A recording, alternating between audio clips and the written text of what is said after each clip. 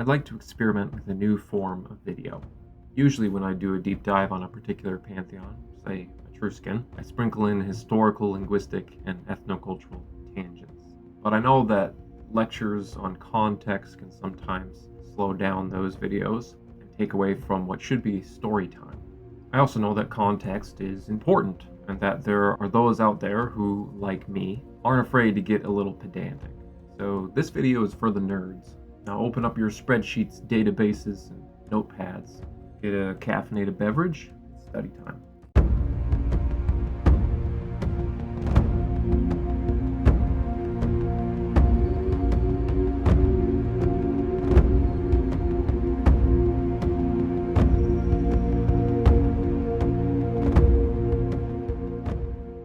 I hope that most of us know by now that the Etruscans were a people of mysterious origin, who lived in Tuscany before being assimilated by the Romans. Plenty of us probably also know that Rome itself was likely founded and ruled for a time by the Etruscans. But I'm not going to talk about that. Let's go back to the beginning.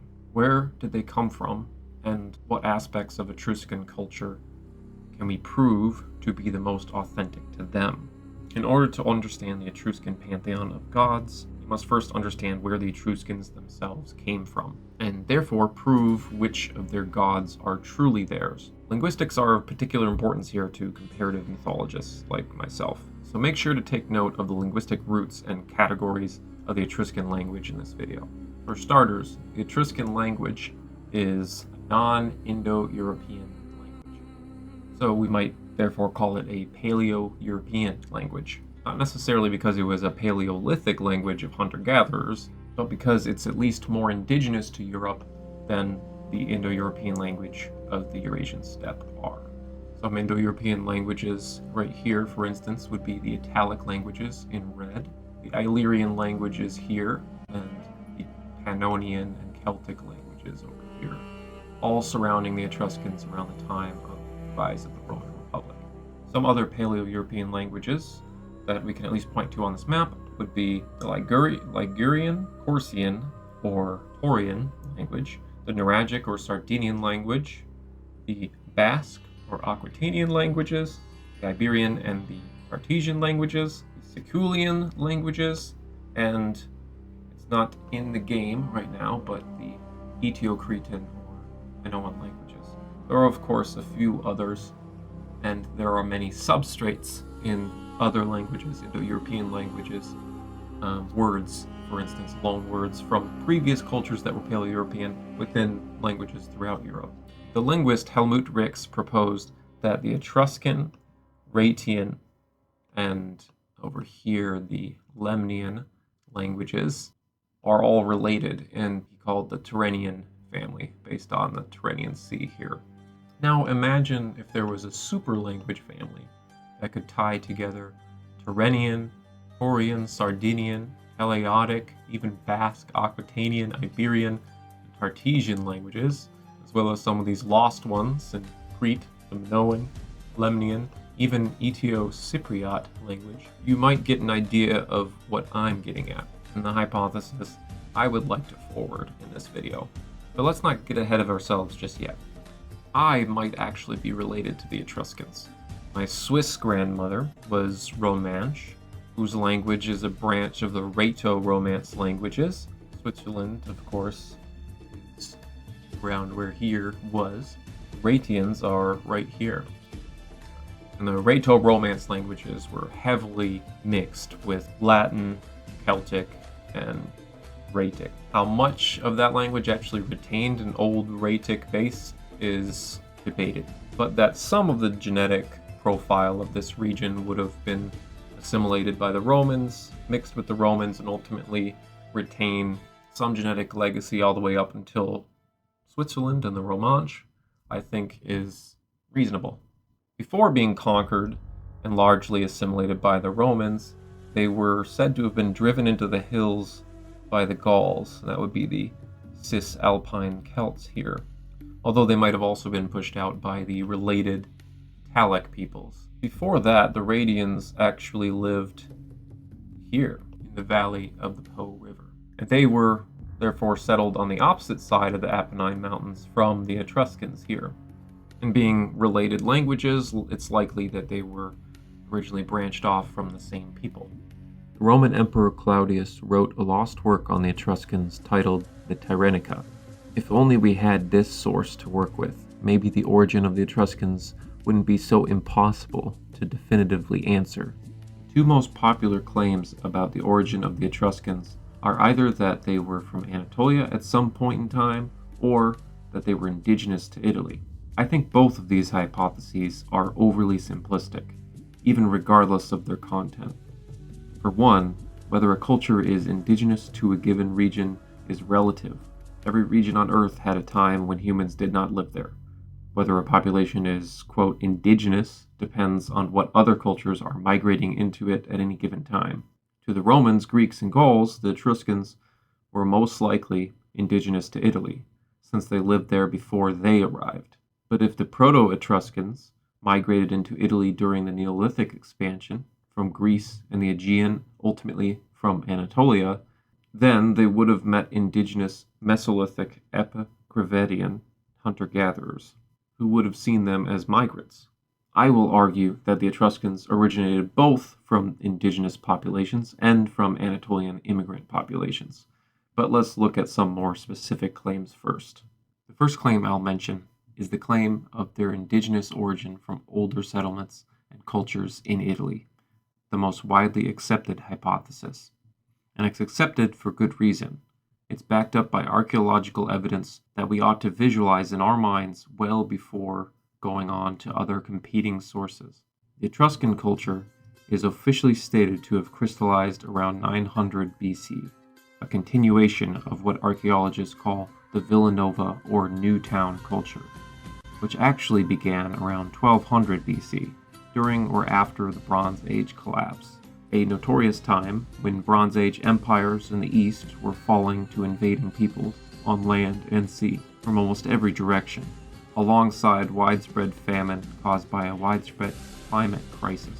Villanovan and Proto-Etruscans adopted the Urnfield practices of the Indo-European Italic peoples in the north, who migrated into Italy during this time from across the Alps. Much later, they would give Italy their name. It's possible that their invasion was one cause for the collapse of the old towns, particularly in the Po Valley of the north, referred to as the Terra Mare culture, which lasted from 1700 to 1150 BC. The Terra Mare, or Black Earth sites, are so named for the blackened residue of settlements that were abandoned or possibly burned.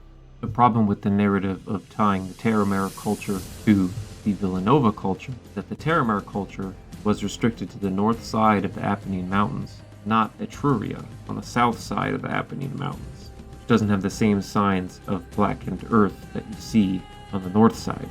So perhaps the Terra Mare could have referred to the Proto-Rhaetians instead of the Etruscans, and were driven into the Alpine Mountains by the Italic or later Gallic invaders during this Bronze Age collapse. Or perhaps some of the Terra Mare people fled south into Etruria. South of the Terra Mare, the Apennine culture occupied the Italian peninsula from 1500 BC onward, leading directly into the Villanova period. Although the invading Italic peoples would take much of southern Italy by 1000 BC, the stable Apennine culture was well preserved in Tuscany.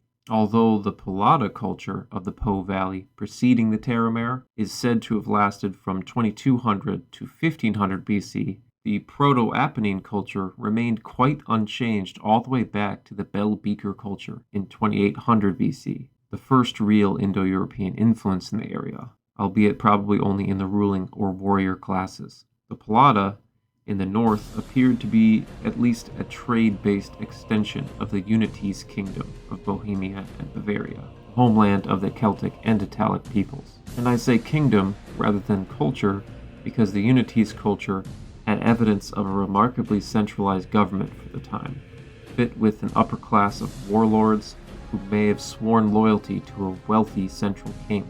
This immense wealth and power was likely due to flourishing trade on the Amber Road, as well as potential tin deposits or other copper deposits around Bohemia.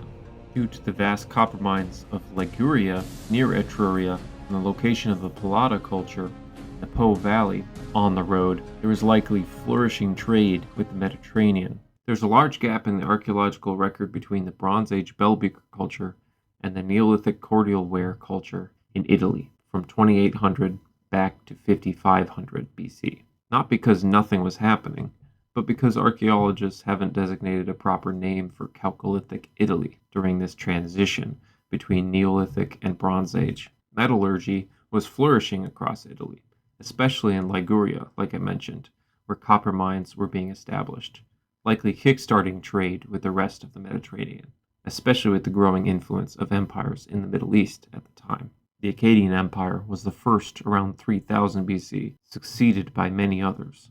The Nuragic civilization of Sardinia also got its start during this period. Going this far back, it's possible that the Nuragic Sardinians, as well as the Corsican Taurians, spoke a common tongue with these Apennine Proto-Etruscans during the Neolithic and Chalcolithic, only later splitting into somewhat isolated tongues, yet distinguishable from later Indo-European speakers from the north. Several geneticists have corroborated this when they found a notable Neolithic Anatolian genetic component in the populations of Sardinia, Basque Country, Crete, Tuscany, and other regions with significant Paleo-European languages or substrates present, thus identifying the lasting remnants of the Anatolian Neolithic farmers. In conclusion, based on archaeological, linguistic, and genetic evidence, the Neolithic settlers of Tuscany who brought agriculture and cordial ware pottery to the region around 5600 BC enjoyed a relatively stable continuity for some 5,500 years until their final assimilation into the Roman Empire in 27 BC. Now that we've established the indigenous narrative, let's look at a few different hypotheses as to the origin of the Etruscans, starting with the Egyptian inscription naming the sea peoples who raided the eastern Mediterranean during the Bronze Age collapse, again around 1200 BC.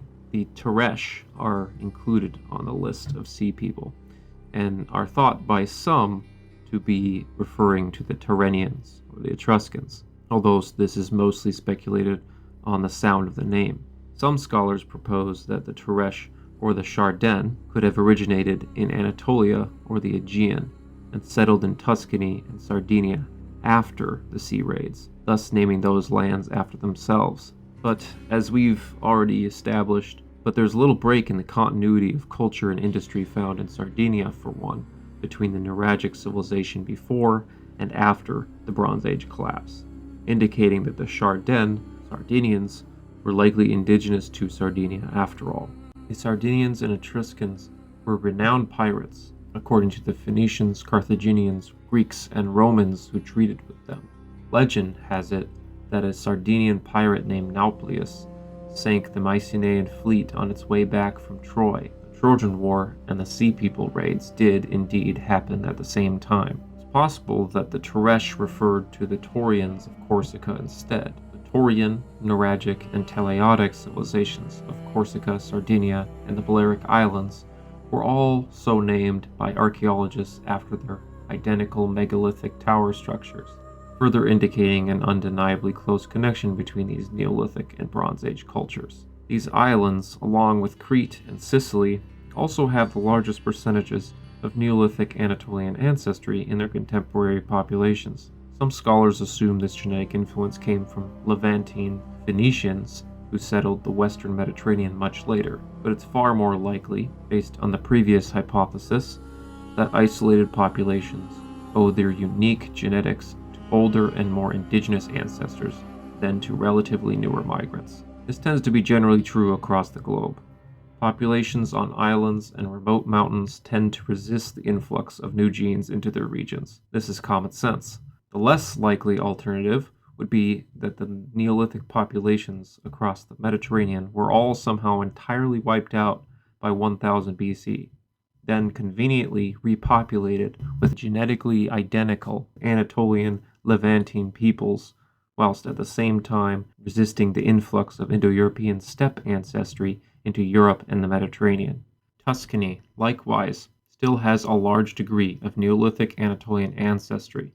Some scholars, again, believe this to be from the later flux of Anatolian and Levantine immigrants into Italy during the Roman Empire. But again, I don't think immigrants would account for up to 50% of the gene pool in some cases, especially in a culture with as much relative stability as the Romans had, siphoning so much food and wealth to support their own Italian base of population growth. Before the Dark Age influx of Germanic and Slavic ancestry into southern Europe, coinciding with the fall of the Roman Empire, I bet that the bulk of the gene pool in southern Europe was still Neolithic Mediterranean, with between 25% and 50% influence from Celtic and Balkan Indo-European steppe ancestry. This would be compatible with genetic evidence from the Balkans and Anatolia around the time the Indo-Europeans entered those regions, generally finding a 50-50 split between Neolithic Anatolian and Indo-European steppe ancestry. This makes sense with the narrative that the Yamnaya spread into the Balkans mostly as male warriors raiding and subjugating agricultural settlements, becoming warlords, just as the Hittites did with the Hottians in Anatolia around 2000 BC.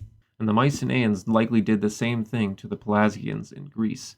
Coupled with this, the growing evidence that a pneumonic plague spread throughout Europe at this time, starting in the Cucuteni-Trypillian civilization, disproportionately affecting dense agricultural settlements, and we can see how it was that the nomadic Yamnaya were able to spread so quickly into Europe, Anatolia, Iran, and India, despite the presence of once populous Neolithic settlements in those regions. Clearly, these Neolithic people were not entirely wiped out. They were mixed. In conclusion, it is not entirely impossible for at least some of the Sea Peoples, especially the Chardin, the Teresh, the Shekelesh, and others of the Western Mediterranean, may be related back to relatively indigenous Neolithic island-hopping Mediterranean populations. And now I'll go into third and final hypothesis as to the origin of the Etruscans. Herodotus reported that the Etruscans were driven by famine from Lydia on the west coast of Anatolia to the Aegean island of Lemnos, and then all the way to Tuscany. Even if this was true, when would it have occurred? Closer to his time, around 900 BC, when the Etruscan civilization was said to have, quote, begun. This would contradict the evidence that there has been a continuity between the Villanova and Etruscan cultures going back to 1200 BC at least, and previous Apennine cultures before that.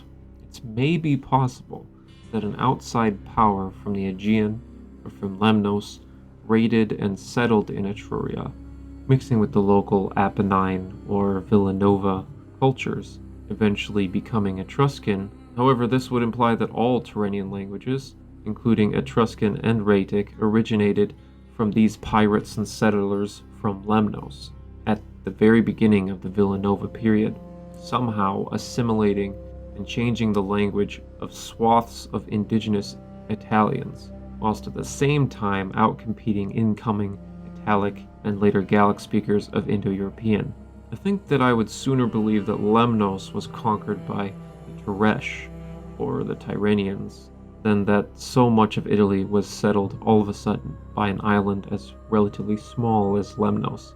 It seems to me that Herodotus may have just been hypothesizing, based on a thalassocratic Greek way of thinking. The Greeks found colonies all over the Western Mediterranean in this way, and most Greek colonies settled in this manner, only settled one or two towns at a time, not to the degree of the city-states of the Etruscans. So perhaps he assumed that since both the Lydians and Etruscans were known to be quite old cultures relative to the Greeks, that they were linked. But that the Lemnian and Etruscan languages are so closely related is too true, I think, to be a mere speculation on his part. If we had access to more of the records that Herodotus might have been referring to, we might find that there was some truth to his story of resettlement from Lemnos to Etruria. But for now, we'll just have to guess. Virgil, the Roman writer of the Aeneid, linked the Trojans to the Romans via Aeneas, a Trojan prince who escaped Troy after its destruction. Perhaps Due to a widespread understanding that the Etruscans originated from Anatolia at some point, Virgil believed that they originated from Trojans, who migrated to Italy after the war. Because Greece was being subjugated by the Romans during the time of Virgil and his sponsor, Augustus, tying the Romans to the Trojans was a way to justify revenge against the Greeks. An imaginary revenge, that is. Today, this hypothesis of Trojan origin is not supported by very much evidence, for some of the same reasons as Herodotus' hypothesis isn't widely accepted. Virgil and later Renaissance poets didn't even distinguish between the Greeks of his time and the Mycenaeans of the Iliad, who were not the same exact people either. Back to the hypothesis. The fall of Troy correlates with the Bronze Age collapse around 1200 BC. The Tjeker Sea people are sometimes loosely speculated to be Trojan in origin, and were settled by the victorious Egyptians in Canaan along with the Pelasgians, who became the Philistines. But even if they were to be related in any way to the Trojans, they settled in Canaan, not Italy. Or could it be that Herodotus was vaguely referring to the Neolithic expansion? Since, of course, as we know, Etruscans and Lemnians were not Indo-European like the Hittite-related Lydians were, Herodotus may have been referring to the Lydian region and not the Lydian people, if he is to be believed. The nearby Minoans, also called Aetio-Cretans, aka true Cretans, ruled the Aegean long before the Indo-Europeans.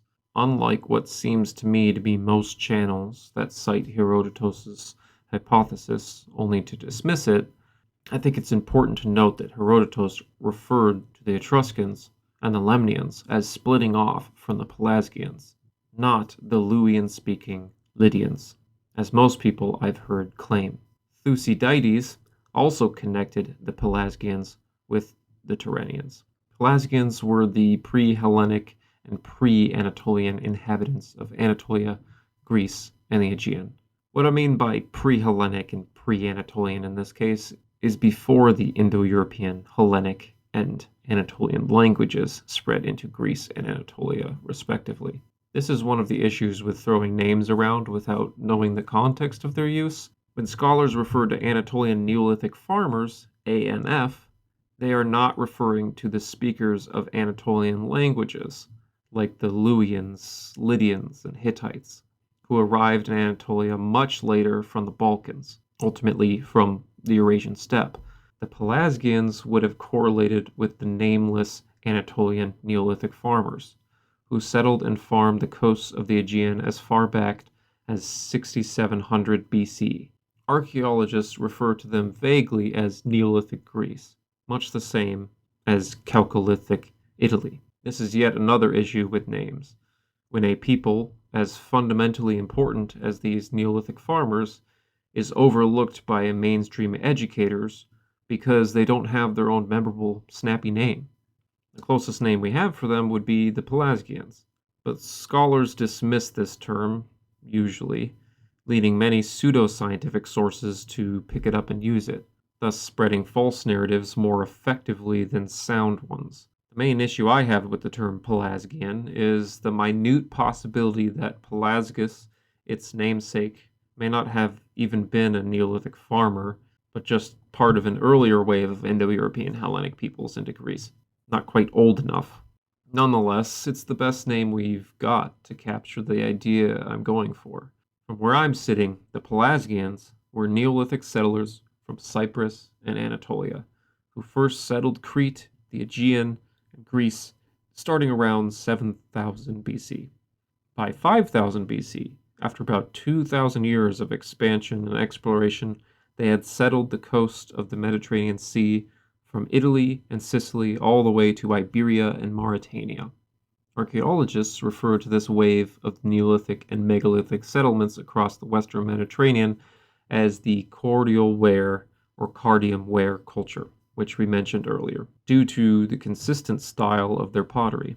According to my Mediterranean Neolithic hypothesis, that makes them the Neolithic ancestors of the Lemnians, Minoans, Aetio-Maltese, Siculians, Sicels, Etruscans, Rhaetians, Sardinians, Taurians, potentially Ligurians, Teleots, Iberians, Basque, and Tartessians. And there may be a few that I've missed in there. And I'll have to expand on this hypothesis when talking about some of the substrates in more northern European Neolithic peoples, some of which might actually be related to this Mediterranean migration. Say, those who settled in Gaul and eventually migrated up into Britain, the builders of Stonehenge, who were of the Neolithic phase. Of course, each of these groups intermixed with local hunter-gatherers wherever they settled, but left lasting Neolithic Anatolian genetic markers in their respective regions. In conclusion, the Pelasgians helped connect the dots between the Etruscans and the Anatolian Neolithic farmers in a way that reconciles ancient sources with modern archaeological, linguistic, and genetic evidence. Although there is need for more evidence of these kinds and more, I feel that I've now made my point. My Neolithic Mediterranean hypothesis proposes a Mediterranean superfamily of languages based on a shared genetic and cultural ancestry between Neolithic Mediterranean peoples. The Tyrrhenians and Etruscans originated largely from these settlers, intermixing with local hunter-gatherers and later being assimilated by Italic, Gallic, and Greek nations.